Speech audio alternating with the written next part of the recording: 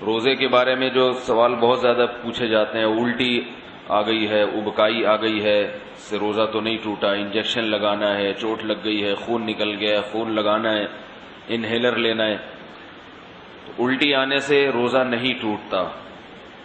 الٹی آنے سے روزہ اس وقت ٹوٹے گا جب دو شرطیں پائی جائیں گی. ایک یہ کہ الٹی منہ بھر کر ہو بہت زیادہ، اور منہ بھر کر الٹی ہوئی اور آپ نے اس کو نگل لیا تو نگلنے سے روزہ ٹوٹ جائے گا. دوسری شرط یہ ہے کہ الٹی منہ بھر کر ہو، خود سے نہ ہو بلکہ آپ نے جان بوجھ کر کی ہو. منہ بھر کر اچھی طرح سے. منہ بھرنے کا مطلب یہ ہوتا ہے کہ اتنی زیادہ ہو کہ آپ اگر روکنا چاہیں تو وہ روک نہ سکے.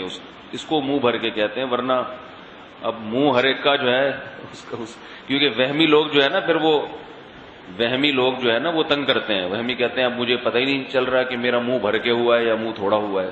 تو بھائی اب منہ تو آپ کا اپنا ہے، میں تھوڑی پتہ لگا سکتا ہوں کہ آپ کا منہ بھرا ہے کہ نہیں بھرا. اس کا ایک فقہا نے ضابطہ بیان کیا ہے کہ اتنا کہ منہ میں روکنا اس کو ممکن نہ ہو.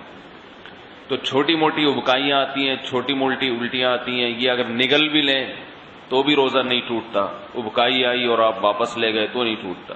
تو منہ بھر کر ہو اور آپ اس کو نگل لیں، یا نگلیں تو نہیں لیکن وہ منہ بھر کے خود سے نہیں ہوئی بلکہ آپ نے حلق میں انگلی ڈال کے قے کی ہے. تو عام طور پر ایسا کوئی کرتا نہیں ہے روزے میں، اس لیے اس کو اتنا بیان کرنے کی ضرورت بھی پیش نہیں آتی. اس کے علاوہ گلوکوز چڑھانے سے، انجیکشن لگانے سے روزہ نہیں ٹوٹتا. روزہ ٹوٹتا ہے کھانے پینے کے، ناک کے راستے یا منہ کے راستے کوئی چیز پیٹ کے اندر جائے، یا مقعد کے راستے کوئی چیز پیٹ کے اندر جائے. آنکھ میں دوا ڈالنے سے روزہ نہیں ٹوٹتا، خوشبو لگانے سے روزہ نہیں ٹوٹتا، خوشبو سونگھنے سے روزہ نہیں ٹوٹتا ہے. کان میں دوا ڈالنے سے روزہ ٹوٹتا ہے یا نہیں، اس میں علماء کا اختلاف ہے. پہلے جو ہمارے فقہاء ہیں انہوں نے لکھا ہے کہ کان میں دوا ڈالنے سے روزہ ٹوٹ جاتا ہے. اس کی وجہ یہ ہے کہ ان کا یہ خیال تھا کہ کان جو ہے نا یہ دماغ تک اس کا کوئی لنک ہے. ہم جب کوئی چیز کان میں ڈالتے ہیں تو دماغ میں پہنچتی ہے وہ.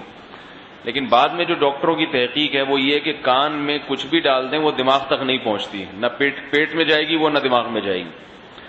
تو اس تحقیق کی وجہ سے علماء کی رائے بھی تبدیل ہوئی.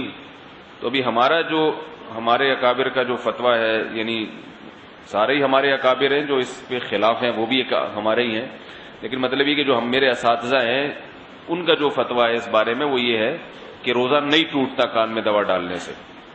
البتہ ہمارے ہی اکابر میں بعض اس کے قائل ہیں کہ ٹوٹ جاتا ہے. تو احتیاط یہ کہ نہ دوا ڈالی جائے، اور اگر کسی نے دوا ڈال دی ہے تو بھی کچھ نہیں ہوتا، انشاءاللہ روزہ نہیں ٹوٹے گا. آنکھ میں دوا ڈال دی اور اس کا اثر گلے میں محسوس ہوا تو بھی روزہ نہیں ٹوٹتا. سمجھ رہے بات کو؟ تو سر میں تیل لگانے سے روزہ نہیں ٹوٹتا. احتلام ہو جانے سے، نائٹ فال ہو جانے سے روزہ نہیں ٹوٹتا. زوجہ کے قریب کوئی شادی شدہ آدمی گیا اور ڈسچارج ہو گیا تو روزہ ٹوٹے گا، ڈسچارج نہیں ہوا تو اس سے بھی روزہ نہیں ٹوٹتا.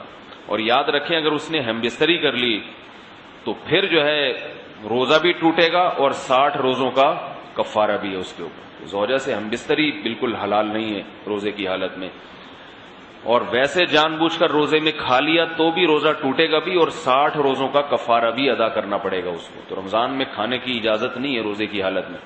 روزہ ہی کیسا جس میں کھانے کی اجازت ہو، تو سزا بھی ملے گی، صرف روزہ نہیں ٹوٹے گا اس میں.